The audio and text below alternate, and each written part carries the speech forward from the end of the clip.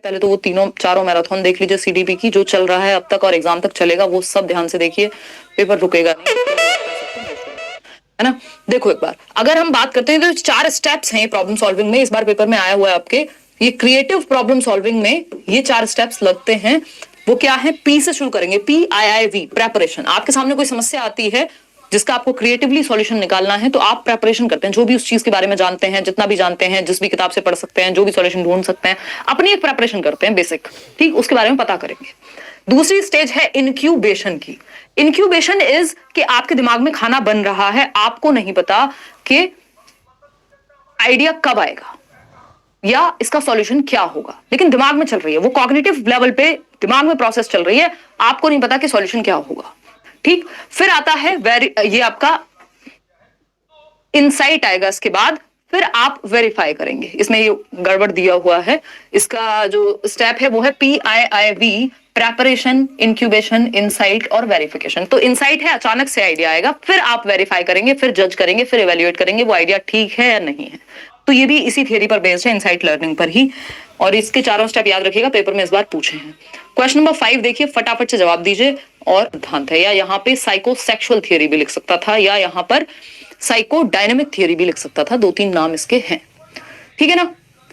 चलिए बहुत बढ़िया, जवाब दीजिए आप। तो इंग्लिश पेडागोजी के नोट्स दे चुकी हूँ यार, इंग्लिश पेडागोजी के, तो इंग्लिश के, हिंदी के और किसके, सीडीपी के, ये 3 सब्जेक्ट के नोट्स डिस्क्रिप्शन बॉक्स चेक कर लो, वहां पे लिंक मिल जाएगा। आप डायरेक्ट गूगल ड्राइव से भी जाके, मतलब लिंक से भी डाउनलोड कर सकते हो, नहीं तो टेलीग्राम चैनल से डाउनलोड कर सकते हो, कोई टेंशन वाली बात ही नहीं है, ठीक है ना।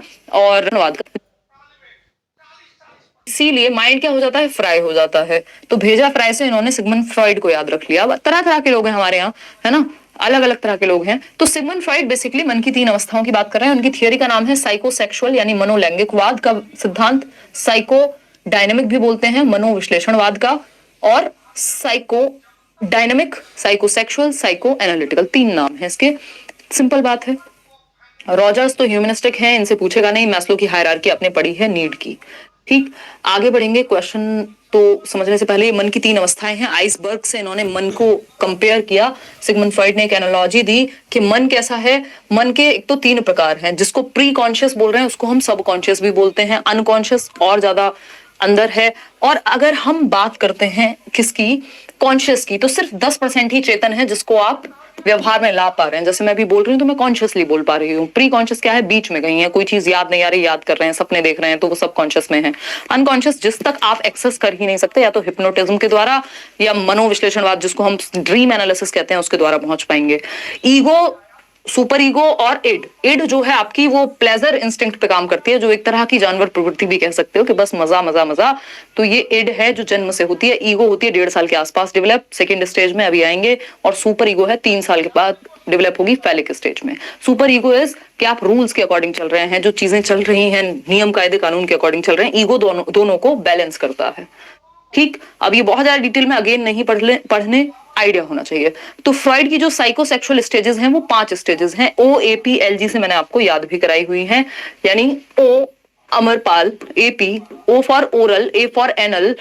और यहां पे मैं मेंशन भी कर देती हूँ, ये जो ओरल स्टेज है ये है आपकी जन्म से 1 साल या 1.5 साल तक की, है ना। जन्म से 1 साल बोल देते हैं, फिर ये 1.5 से 3 साल जो है आपके, या 1 से 3 भी कह देते हैं कई लोग, क्या है, एनल स्टेज है। फिर ये 3 से 6 वर्ष फैलिक स्टेज है जहां पे सुपर ईगो डेवलप होगी। फिर ये 6 से 12 ये स्कूल एज है, ये इंपॉर्टेंट है। लेटेंसी ये है स्कूल एज, और ये आपके काम की नहीं है क्योंकि सीटेट में या किसी भी एग्जाम में, क्योंकि ये वाले बच्चे तो गायब हो जाते हैं स्कूल के बाद।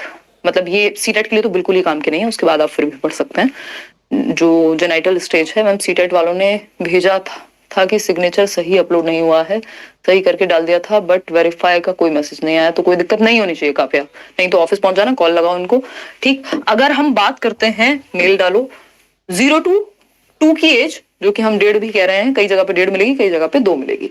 तो 0 to 2 years ओरल स्टेज है। बच्चा माउथ सकिंग, माउथ मतलब सकिंग जो उसका फीडिंग है, या अगर हम बात करें वो थंब सकिंग, इन सब चीजों पे फोकस करता है। एनल स्टेज है जब वो जो यूरिनेशन है या ब्लैडर गॉल ब्लैडर वगैरह की जो एक्टिविटी है, सुसु पॉटी कंट्रोल करके वहां पे लिबिडो होती है।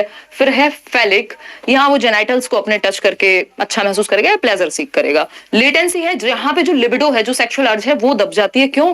क्योंकि वो लेटेंट है, सुषुप्त हो जाएगी, क्योंकि बच्चा स्कूल की एक्टिविटीज में, स्पोर्ट्स में वो एनर्जी वहां चैनलाइज करेगा। बहुत ज्यादा डिटेल में नहीं पढ़ना है, मैं बहुत ऊपर ऊपर से बता रही हूँ, क्योंकि अभी इतना समय नहीं है कि अब आप फ्रॉइड भी पढ़ने बैठ जाएं। अगर आपने सर्च करके पहले से पढ़ा हुआ है, मैंने कराई हुई है थ्योरी या पेडागोजी स्पेशल वगैरह में, सीटेट के लिए जनरली हम ये पढ़ते नहीं है, इसकी स्टेजेस से कभी क्वेश्चन आया नहीं है, बस ऐसे ही सिंपल क्वेश्चन आएगा जैसे अभी पूछा है। लेटेंट पूछ सकता है, हद से हद की लेटेंसी स्टेज, तो वो स्कूल एज है 6 से 12 वाली, जिसको फ्रॉइड लेटेंसी कह रहे हैं। एरिक्सन क्या कह रहे हैं? एरिक्सन कहते हैं इंडस्ट्री वर्सेस इंफीरियोरिटी, और पियाजे कॉन्क्रीट ऑपरेशनल कहते हैं, और वैसे लेटर चाइल्डहुड कहते हैं। ठीक है ना? 24 को सीटेट का एग्जाम भी डिक्लेयर हो गया है, टेंशन हो रही है। सीजीएल बी ट्रिपल एससी का भी एग्जाम है। मुराद कोई बात नहीं, अब आपके सामने जो जो चीजें हैं उनको आप फटाफट से करते जाएंगे, और लाइक शेयर करना आज आप भूल गए वो भी करते जाएंगे। ठीक, मतलब जो एग्जाम पहले उस पिक की तैयारी करो, और साथ में अगर एक आध क्लास सीटेट की अटेंड कर सकते हो तो वो करते रहो, और जब वो एग्जाम हो जाए उसके बाद सीटेट होगा। अभी तो डेट आपकी नहीं आई होगी ना। देखिएगा, the nature of relationship between development and learning is viewed by Vygotsky as having which of the following characteristics। यानी Vygotsky के अनुसार जो विकास और अधिगम है उनके बारे में Vygotsky क्या सोचते हैं। विकास मतलब डेवलपमेंट, जिसमें कुछ हद तक नेचुरल भी चीजें होती है, मैचुरेशन भी शामिल है, ग्रोथ भी शामिल है, और दूसरी चीज है लर्निंग, जो एफर्ट और प्रैक्टिस या ट्रेनिंग से होती है। तो Vygotsky क्या सोचते हैं, लर्निंग से डेवलपमेंट आता है या डेवलपमेंट से लर्निंग आता है? बताइएगा, फटाफट से बताइएगा। हाँ राइट, एक बार अरीफा आप जाइए वहां पे, बहुत मुश्किल है अब आपके डिटेल्स का चेंज हो पाना, बट एक बार फिर भी जाइए, क्योंकि ये ऐसी मिस्टेक है जो आपने खुद की है। आप मेरे आइडल हो, आपको सुनकर मैं काफी पॉजिटिव रहता हूँ। बार बार पढ़ लो इस टाइम पे, क्योंकि टाइम कम है। जो मैराथन सेशन होने वाले हैं उनको अटेंड कर लो। ऑप्शन कह रहे हैं 52% लोग, लर्निंग ऑफन प्रोसीड्स डेवलपमेंट। ये बात बिल्कुल सही है। एलडी से याद रखिएगा, वाइगॉस्की कहते हैं, वीएलडी लिख लीजिए। वाइगॉस्की कहते हैं पहले लर्निंग आती है, बच्चा सीखता है, उससे डेवलपमेंट होता है, क्योंकि ये एज को महत्वपूर्ण नहीं मानते। अगर आपको एनवायरमेंट या सोसाइटी और कल्चर ऐसा है जहां आप अपनी मम्मी के साथ ही रहते हैं और वो खाना बनाती हैं, मान लीजिए, या पिताजी हैं, तो उनको देख देख के आपने खाना बनाना सीख लिया। अपनी भी एज से पहले भी ऐसा कई बार हो सकता है। तो लर्निंग से डेवलपमेंट आएगा, और लर्निंग प्रोसीड करती है, पहले आती है। सीखना अक्सर विकास के अग्रिम होता है, जबकि पियाजे इसका उल्टा कहेंगे कि डेवलपमेंट से लर्निंग आएगी, कि जब तक बच्चा एज के अकॉर्डिंग डेवलप्ड नहीं है, कॉग्निटिव डेवलपमेंट नहीं हुआ है, तब तक लर्निंग नहीं हो पाएगी उस स्टेज को लेकर के। लेकिन वाइगॉस्की ऐसा नहीं कहते, ये कह रहे हैं पहले लर्निंग आएगी, एफर्ट तो करिए, फिर डेवलपमेंट भी हो जाएगा उससे। तो C option is the right answer. Static तो है ही नहीं, नॉन लीनियर है। ये पियाजे के बारे में डी ऑप्शन जो है वो कहते हैं डेवलपमेंट पहले आएगा, और वाइगॉस्की कहते हैं डेवलपमेंट बाद में आएगा, पहले लर्निंग होगी। क्वेश्चन नंबर 17 देखिएगा और जवाब दीजिएगा। ये कहता है the stage 5 of post conventional level. Stage 5 समझते हैं, कोहलबर्ग की बात हो रही है। स्टेज 5 मॉरलिटी का स्टेज 5 वाला जो लेवल है, सोशल कॉन्ट्रैक्ट ओरिएंटेशन जिसको हम कह देते हैं, वहां पर कौन सी एक बात के द्वारा निर्धारित होगी मॉरलिटी? फटाफट से बताइएगा। पहला ऑप्शन है a free agreement to follow a social contract for the benefit of humanity. तो ह्यूमैनिटी की बेनिफिट की बात ना 6th स्टेज में जनरली होती है। A free exploration of ethics even beyond social contract, यानी सामाजिक अनुबंधों के परे जाकर के नैतिकता को स्वतंत्र रूप से अन्वेषित करना। यानी अब आप यहाँ ये समझ रहे हैं कि सोसाइटी के भी रूल्स हैं, लेकिन मेरे भी कुछ अधिकार हैं, अगर जरूरत पड़े तो उन रूल्स को बदला जा सकता है। ये बात 5th स्टेज पे ही होती है। बिल्कुल सही जवाब दे रहे हैं 50% लोग। Formulation of moral rules that bypass ethics, ऐसा नहीं है। अगर हम बात करते हैं तो need to appear to be a good person, ऐसा भी नहीं है। ये तो 3rd स्टेज हो गई। बात रही मॉरल रूल्स को फॉर्मुलेट करने की जो एथिक्स को बाईपास कर जाएं, तो ऐसा नहीं कि जबरदस्ती ही वो एथिक्स को ऐसे मॉरल रूल्स बनाएगा जो एथिक्स से परे हो। वो ये देखना चाहता है इस टाइम पे सामाजिक अनुबंधों के परे जाकर नैतिकता को स्वतंत्र रूप से एक्सप्लोर करेगा कि कुछ रूल्स बदले भी जा सकते हैं यदि वो समाज के भले में नहीं है तो। ठीक है ना?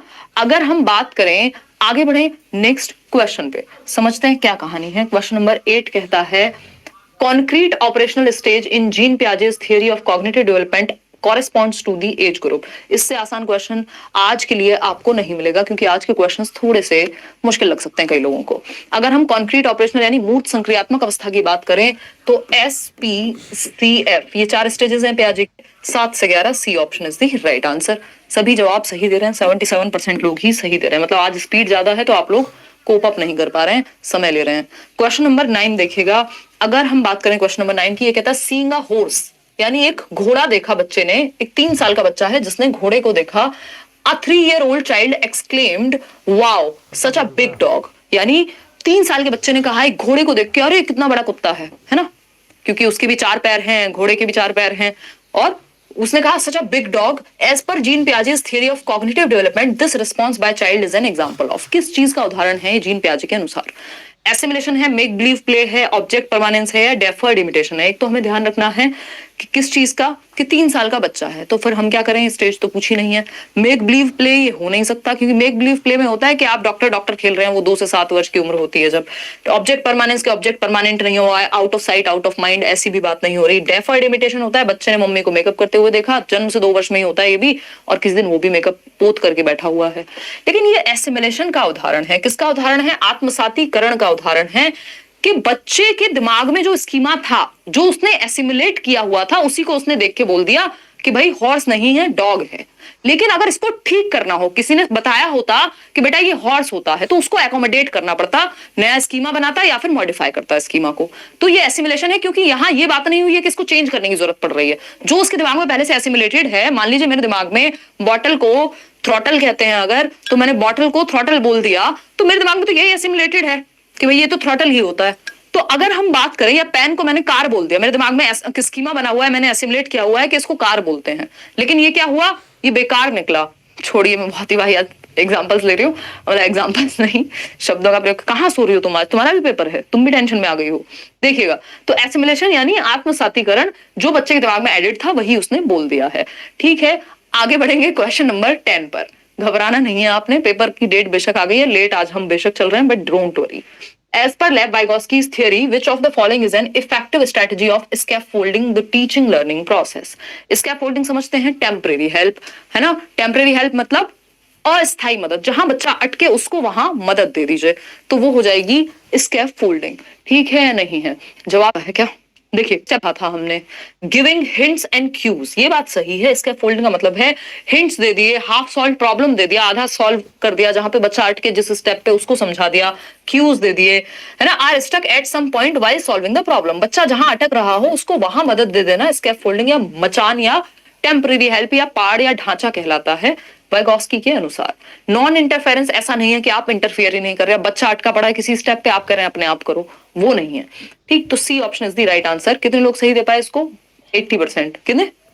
99 है। कमाल कर दिए हैं।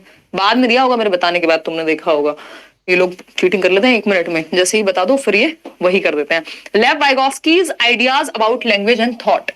वाइगोस्की का क्या विचार है भाषा और विचार को लेकर? समझ रहे हैं, वाइगोस्की का विचार भाषा और विचार को लेकर के, यानी वाइगोस्की लैंग्वेज और थॉट के बारे में क्या सोचते हैं।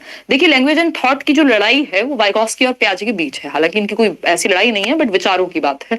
तो अगर हम बात करें जो विचारों की लड़ाई है कि भाई पहले लैंग्वेज आता है कि पहले थॉट आता है, ये पूछा है, तो आपको पता है वाइगोस्की नहीं, पियाजे के अकॉर्डिंग थॉट पहले आएगा, यानी थॉट जो है वो सिंबॉलिक लैंग्वेज से पहले आएगा। तो थॉट लैंग्वेज से पहले टीएल किसके अकॉर्डिंग होता है?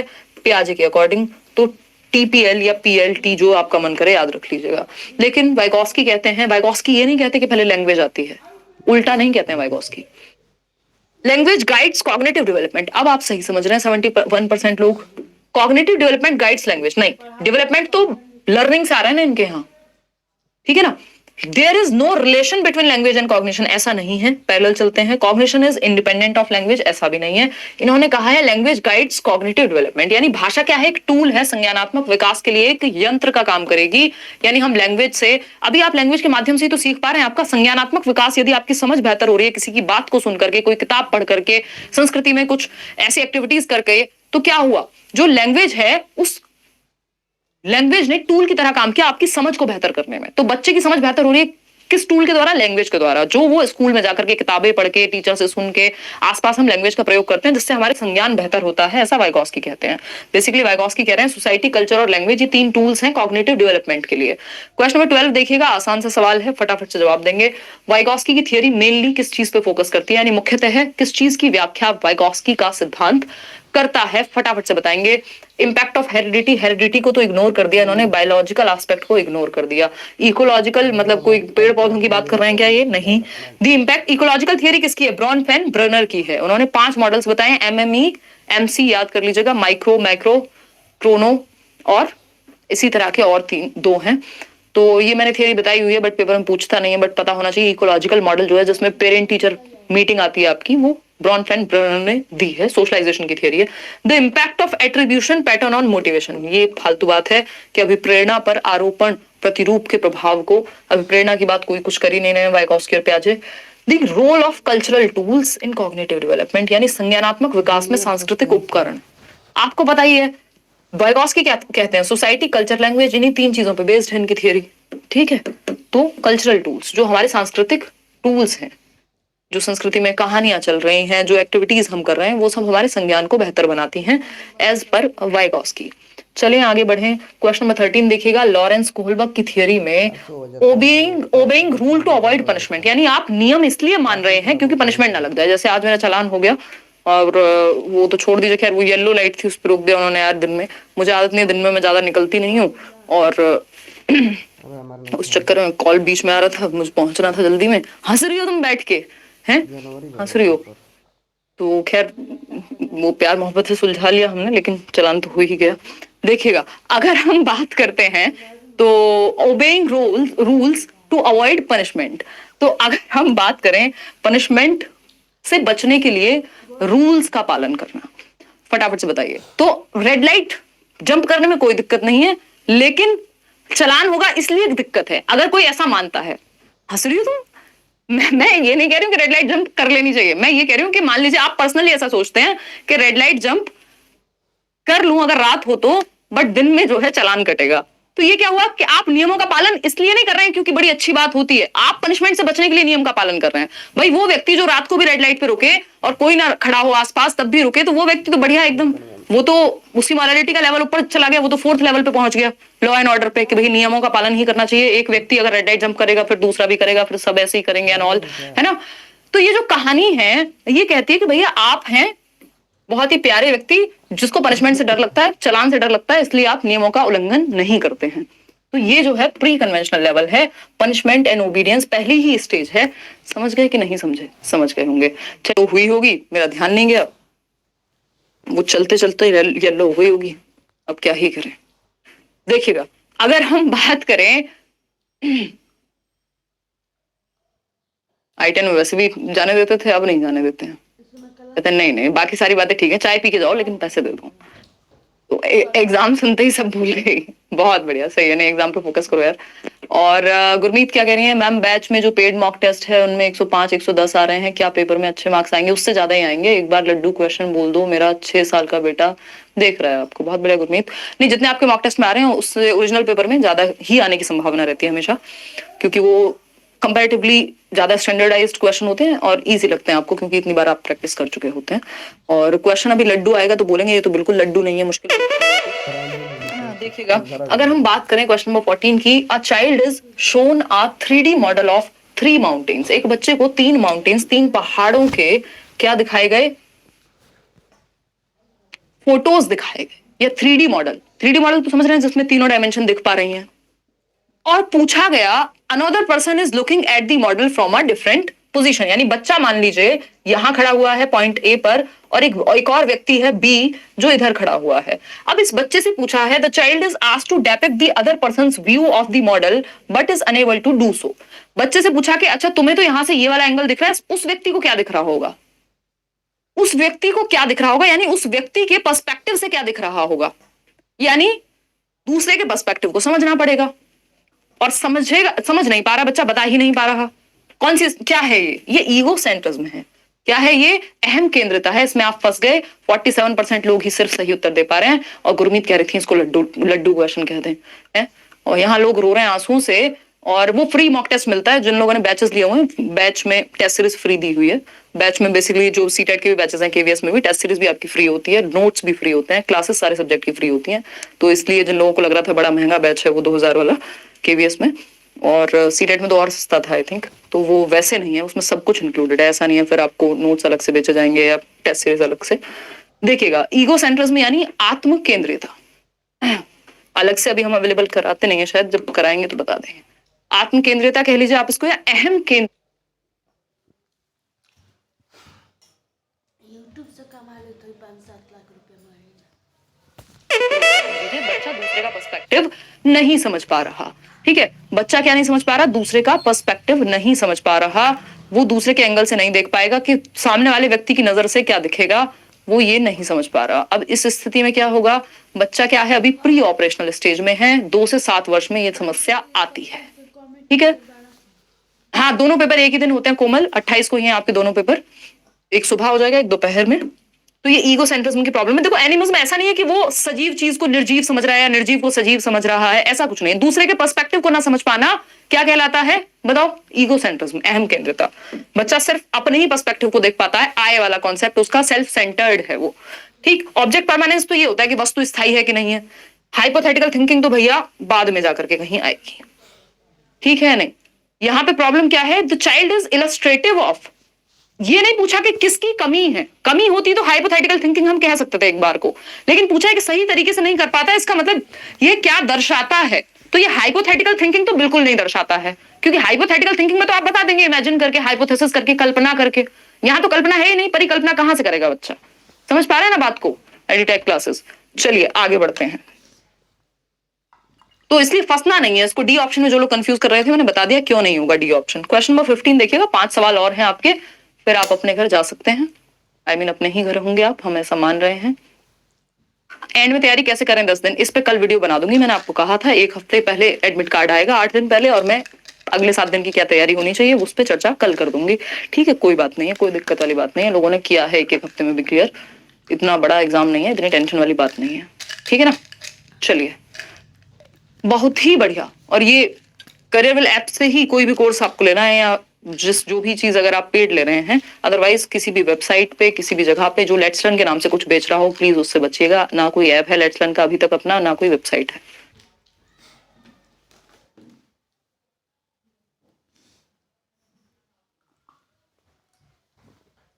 बी ऑप्शन कहना 73% लोग। जीन पियाजे proposed that children's thinking is dash that of adults, यानी जीन पियाजे ने प्रतिपादित किया कि बच्चों के सोचने की प्रक्रिया वयस्कों से क्या होती है, भिन्न होती है या नहीं होती है, बिल्कुल भिन्न होती है। लेकिन कैसे भिन्न होती है, नॉट डिफरेंट, ऐसा नहीं है, मतलब बच्चा भी सेम सोच रहा है और आप भी सेम सोच रहे हैं, वाह वाह क्या बात क्या बात। क्वालिटेटिवली डिफरेंट फ्रॉम, यानी गुणात्मक रूप से भिन्न है, या क्वांटिटेटिवली, तो क्वांटिटेटिवली तो सेम होती है, अमाउंट सेम है, बच्चा भी सोचता है, आप भी सोचते हैं, वो खाने के बारे में सोच रहा होगा, आप अपने ब्रेकअप के बारे में सोच रहे होंगे, प्रकार अलग हो जाएगा। काइंड इज डिफरेंट, क्वालिटी अलग है थॉट की, आप ज्यादा कॉम्प्लेक्स सोच सकते हैं कई बार, या डिफरेंट तरीके से अपने कॉग्निटिव डेवलपमेंट के अनुसार, तो काइंड में अंतर होता है, क्वांटिटी में नहीं, मात्रा में नहीं, अमाउंट में नहीं, प्रकार या क्वालिटी अलग होती है थॉट की। एक 2 साल का बच्चा और एक 16 साल का या 26 साल के व्यक्ति की थॉट तो बच्चे को भी आ रहे हैं, आपको भी आ रहे हैं, विचार तो दोनों के दिमाग में है, बस प्रकार अलग है विचारों का, ठीक है ना, क्वाइट सिमिलर नहीं होते। B option is the right answer. Question number 16 देखिएगा एक बार, क्वेश्चन नंबर 16 देखिएगा और जवाब दीजिएगा। क्या कहता है सवाल 16, बताइएगा, फटाफट से बताइएगा बिना परेशान हुए। केवीएस पीआरटी में बीएड वाले एलिजिबल हैं विदाउट सीटेड, बट हैं विदाउट सीटेड, ऐसा कब हुआ, चक्कर मत दिला देना मेरे को, क्रेजी वर्ल्ड नाम है आपका, तो आपने क्वेश्चन भी ऐसा ही पूछा है। मैम केवीएस पीआरटी में बीएड वाले एलिजिबल हैं without CTET, but form fill नहीं है हो रहा, सीटेड की डिटेल्स मांग रहे हैं, तो मैं फॉर्म कैसे फिल कर सकती हूँ, विदाउट सीटेड कैसे टीजीटी फिल कर दोगे भाई, है? ये कौन से सपने हैं, क्या फोन में लगी हुई हो। देखो विदाउट सीटेट नहीं होता, पेपर 1 में सीटेट चाहिए होता है, और मतलब पीआरटी में और टीजीटी में भी, टीजीटी में नहीं चाहिए होता है, मेरी नॉलेज के अनुसार तो मुझे इतना ही पता है, पता नहीं ये कौन सी रूपरेखा आपने पढ़ ली है किस चीज की। Lev Vygotsky refer to the difference between what a child can do on his own and what can be accomplished with some assistance age, यानी बालिका स्वयं से क्या कर सकती है और कुछ सहायता यदि उसको मिल जाए तो तब क्या कर सकती है। यानी आप स्वयं से 70 नंबर ला रहे थे, आपने लेट्स लर्न देखा, अब आप लेके आने लग गए कितने नंबर, 110 नंबर। तो ये क्या हुआ, जो आप खुद से कर सकते हैं, जो किसी की सहायता से कर सकते हैं। इस असिस्टेंस को जो सहायता मिली है ये किस दायरे में होगी ये पूछा है है ना? इसके बीच के अंतर को क्या कहेंगे? तो मैंने आपके साथ जब हम मैराथन सेशन कर रहे थे अभी कुछ ही दिन पहले 8.5 घंटे की 4 सेशंस हैं आपके सामने सीडीपी के, क्योंकि इस बार कॉन्सेप्चुअल क्वेश्चन पूछे जा रहे हैं ज्यादा। तो हमें ये पता है कि ये जो असिस्टेंस है, यहाँ पे ये नहीं पूछा कि असिस्टेंस को क्या कहेंगे, असिस्टेंस को तो स्कैफोल्डिंग कह देंगे साफ भाषा में, बट हमसे हेल्प को क्या कहेंगे ये नहीं पूछा। हमसे पूछा है कि जो बच्चा खुद से कर सकता है, डिफरेंस दोनों के बीच का अंतर क्या है, जो आप खुद इंडिपेंडेंटली कर सकते हैं और जो किसी की सहायता से कर सकते हैं, इसके बीच के अंतर को ZPD कहते हैं। जो आप खुद से कर सकते हैं, जो किसी की सहायता से कर सकते हैं, यही है वो संभावना का दायरा जहां पे आपका विकास, संभावित विकास, प्रॉक्सिमल या पोटेंशियल डेवलपमेंट हो सकता है यदि हेल्प मिल जाए। तो B option is the right answer. बाकी कोई ऑप्शन बनता भी नहीं है। क्वेश्चन नंबर 17 देखिएगा, जवाब दीजिएगा फटाफट से। इतने क्वेश्चंस आज आप लोगों ने पूछ लिए हैं सुपर चैट कर करके। Ma'am science pedagogy content notes नहीं दीजिएगा।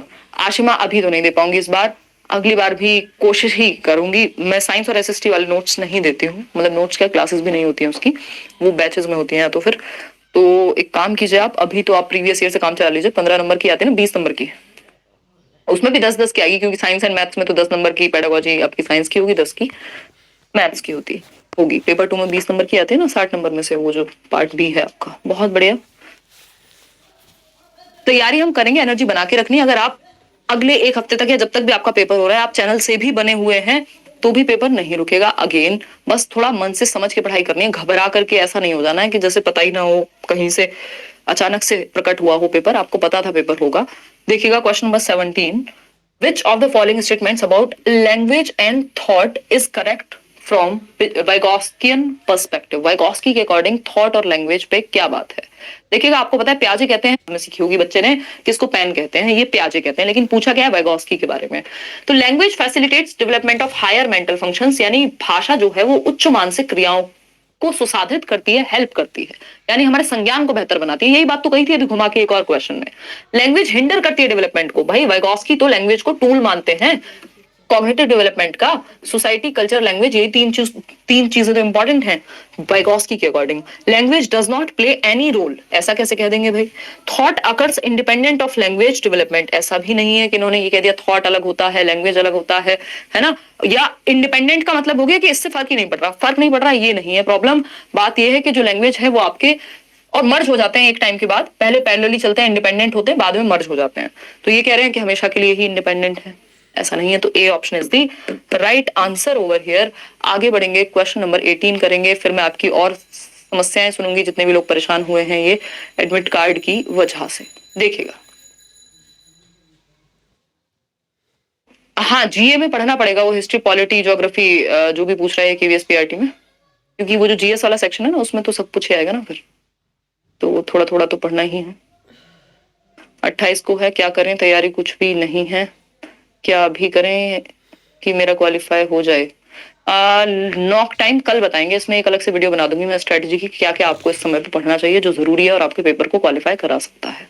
क्योंकि पेपर क्वालिफाइंग है तो ऐसा नहीं है कि 7-8 दिन में आप नहीं कर सकते, कर सकते हैं, बशर्ते सही चीजें, टू द पॉइंट चीजें पढ़ें आप। एक तो वो नोट्स डाउनलोड कर लीजिए 3 सब्जेक्ट के, नीचे डिस्क्रिप्शन में फ्री नोट्स हैं, पैसे मत दे देना किसी को, ठीक। और कमस्टेंस because it is wrong to stick देते हुए कहती है कि दवाई की चोरी किसी भी परिस्थिति में गलत है, क्योंकि चोरी करना गलत बात होती है, यानी किसी की जान भी बचानी हो तब भी चोरी गलत है, चोरी करनी ही नहीं चाहिए। हाइंस को वो दवा नहीं चुरानी चाहिए थी, अपनी वाइफ की डेथ हो जाती तो होने देता। ऐसा कौन कह रही है? रूही कह रही है। रूही किस लेवल पे है बेचारी अभी, बताइए फटाफट से। प्री कन्वेंशनल पे है, पनिशमेंट और ओबीडियंस की बात कर रही है क्या? नहीं, उसने ये नहीं कहा कि पनिशमेंट मिलेगी। अगर रूही का रीजन ये होता, तर्क ये होता इस बात का कि चोरी नहीं करनी चाहिए क्योंकि पनिशमेंट मिलती है, जेल जाना पड़ेगा, तब ए ऑप्शन हो जाता। लेकिन अभी रूही ने कहा है चोरी करना ही गलत बात है, नियमों को तोड़ना ही गलत बात है, नियम नहीं तोड़े जा सकते, rules are rigid and fixed. तो ये है लॉ एंड ऑर्डर, बिल्कुल आप सही समझ पा रहे हैं। 50% लोग इसका सही उत्तर दे रहे हैं। प्री कन्वेंशनल में पर्सनल रिवॉर्ड है, ये थोड़ी लिखा है टिट फॉर टैट, जैसे को तैसा, कुछ अपना फायदा हो तो चोरी कर लो, नहीं तो नहीं करो, ऐसा कुछ नहीं लिखा। पोस्ट कन्वेंशनल है सोशल कॉन्ट्रैक्ट ओरिएंटेशन। देखिए इसको आप दिल पे ले गए। सोशल कॉन्ट्रैक्ट ओरिएंटेशन में ऐसा नहीं होता कि रूल्स को बदला नहीं जा सकता, चोरी करना ही नहीं चाहिए, चोरी करना गलत बात है, ये सब बातें नहीं होती। यहाँ पे होता है कि एक इंडिविजुअल का भी राइट है और सोसाइटी में भी नियम बने रहे, बट नियमों को परिवर्तित किया जा सकता है, रेड लाइट को जंप किया जा सकता है यदि जान बचानी है किसी की। तो इस तरह की बात इसमें सोशल कॉन्ट्रैक्ट ओरिएंटेशन में होती है। ये 5th स्टेज है। लॉ एंड ऑर्डर है आपका 4th स्टेज, जहां पे नियमों को आप बदल ही नहीं सकते। नियम तोड़ना गलत बात है, चाहे कुछ भी हो जाए। क्या समझे? सही समझे? C option. आगे बढ़ेंगे क्वेश्चन नंबर 19 पर। अगर हम बात करते हैं क्वेश्चन नंबर 19 की, तो ये कहता है, सेकंड लास्ट क्वेश्चन है आज का, which one of the following statements can not be attributed to Piaget's theory, यानी पियाजे की थियरी के अकॉर्डिंग कौन सी एक बात गलत है या कौन सी एक बात पियाजे के बारे में चर्चा नहीं करती, बताइएगा। फटाफट से बताइएगा। ये कौन व्यक्ति है जो इतना दुखी है? लाल कलर का इमोजी बना बना के रेड हो चुका है बेचारा। ई दिल जीत लिया आपने। शिफा, नो आप बहुत पुरानी लर्नर हैं, हमारे स्टाइल में मिलेगा आपको। इंग्लिश वाले तो मैंने दिए हुए हैं, कई साल पुराने नोट्स हैं, बट मैं हिंदी इंग्लिश दोनों में दोबारा से दे दूंगी सीटेड ईवीएस के नोट्स अभी फटाफट से, बहुत ज्यादा जल्दी, परसों तक दे देंगे, ठीक। और मैथ्स पेडागोजी के भी। मैडम वो मैथ्स पेडागोजी के नोट्स आपको दिए थे, प्रीफ कर लिए, पढ़ लिए? कहाँ है? एक प्रिंट आउट आप खो चुके हैं, पेपर वेस्ट कर रही हैं आप। देखिएगा, एनवायरमेंट का कुछ सोचा है कि नहीं सोचा है? फिर आप तो रहने ही दो, दिन भर का पेपर दूर होगा। जिनका नेक्स्ट वीक है शायद उनको पता लग गया होगा, तो वो पता लग जाएगा आपको, तसल्ली रखिए। बी ऑप्शन कह रहे हैं 58% लोग के पियाजे के अकॉर्डिंग बच्चे एनवायरमेंट पे एक्ट करते हैं, ये गलत है। नहीं नहीं, ये तो सी ऑप्शन है, तो सही है। बच्चा जहां एक्टिव है वो तो पियाजे कहेंगे ही ना, बच्चे को एक्टिव रखना है। Children construct and use knowledge about their world, तो ये भी एक्टिव है बच्चा, यहाँ पे भी कंस्ट्रक्ट कर रहा है। Development occurs in qualitative stages है।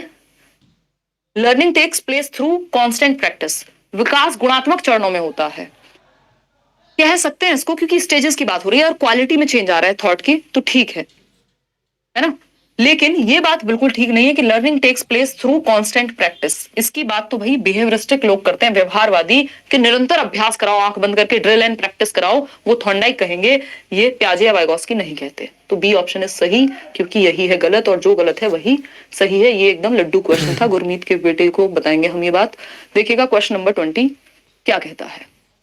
शेरिन क्या कह रहे हैं? Ma'am Vygotsky parallel language and thought वाला क्वेश्चन किस टाइप का होगा? कंफ्यूजन है थोड़ा, अभी बता देंगे शेरिन, आपने बड़ी चिंता की। एक और क्वेश्चन है, बोनस क्वेश्चन 21वां, उसके बाद आपको बता देंगे। 30,000 लोग हमारे साथ जुड़ चुके हैं और सिर्फ 16,000 लोग लाइक कर रहे हैं। हम लाइक और शेयर के बहुत ही भूखे रहते हैं, ऐसा आपको मान लेना है, बट ऐसा है नहीं एक्चुअल में। ये हम अपने एंटरटेनमेंट के लिए बीच बीच में कहते रहते हैं, क्योंकि हमें दिखता रहता है यहाँ कितनी जनता लाइव है, कितने लोग लाइक कर रहे हैं, कितने लोग नहीं कर रहे हैं। तो आदत हो गई है कि कुछ और समझना है तो यही बोल दो। डी ऑप्शन है 55% लोग। चलिए देखिएगा, which one of the following can be considered as a contribution of Kohlberg's theory. बहुत ही प्यारा क्वेश्चन है, मैंने कल भी आपके साथ इसकी चर्चा की थी, आज मैं समझा कम रही हूँ। कल बहुत डिटेल में समझाया था पियाजे वाइगोस्की कोहलबर्ग, तो एक बार कल वाला सेशन देख लेना जिन्होंने ना देखा हो, क्योंकि आज का आपको भी ये टेस्ट की तरह लेना है, पेपर पास आ गया है, ठीक है ना। तो अगर हम बात करते हैं 20 का, डी कह रहे हैं कितने लोग? 74% लोग। चलिए बाकी ऑप्शंस को तराश लेते हैं। The theory has elaborate testing procedures. इन्होंने कब कहा कि विस्तृत परीक्षण होने चाहिए, मॉरल टेस्टिंग होनी चाहिए, ये होना चाहिए? नहीं। It establishes a clear relationship between moral reasoning and action. चलो मान लेते हैं ठीक होगा, है ना, कि मॉरल रीजनिंग के हिसाब से एक्शन लेता है इंसान, मान लिया। His belief is that children are moral philosophers, ऐसी कोई बात नहीं करते Kohlberg. His theory has supported an association between cognitive maturity and moral maturity. क्या आपको ज्यादा पढ़ा लिखा ऑप्शन नहीं लग रहा? डी ऑप्शन, समझदार सूट बूट पहना हुआ, मेरे जैसा नहीं लग, मजाक कर रही हूँ, मेरे जैसा नहीं लग रहा है ये ऑप्शन, है ना। आज लोग सीरियस हैं इसलिए मैं ऐसी फालतू बातें कर रही हूँ। देखिएगा, तो उनके सिद्धांत ने, ये आपको ज्यादा समझदार ऑप्शन लगेगा क्योंकि अच्छी बात कर रहा है। देखिए, ये सिर्फ फालतू बात की इसने कि यह नैतिक तर्क और कार्रवाई के बीच एक स्पष्ट संबंध स्थापित करता है। ये बात ठीक है, लेकिन इससे कहीं बेहतर ऑप्शन डी ऑप्शन है ना। इससे कहीं बेहतर ऑप्शन डी ऑप्शन है, क्योंकि ये सिर्फ ऊपर ऊपर से बात कर रहा है कि भाई क्लियर रिलेशनशिप होता है मॉरल रीजनिंग और एक्शन के बीच, जो कि होता है, उसको नकार नहीं सकते। लेकिन इससे बेहतर ऑप्शन यहां है कि उनकी थियरी ने सपोर्ट किया है एक एसोसिएशन, एक संबंध। अब क्लियर होता है, कितना क्लियर है ये तो उन्होंने नहीं कहा, बट उन्होंने कहा एक एसोसिएशन है। तो अगर ये ऑप्शन में नहीं होता फिर भी एक बार को सोच सकते थे। His theory has supported an association between cognitive maturity and moral maturity, यानी जो मॉरल मैच्योरिटी है आपकी, या मॉरल रीजनिंग है कि आप मॉरली कितने मैच्योर तर्क देंगे, वो आपकी कॉग्निटिव मैच्योरिटी पे डिपेंड करेगा, वो आपकी एज पे डिपेंड करेगा। तो आपकी रीजनिंग भी चेंज होती है एज के अनुसार।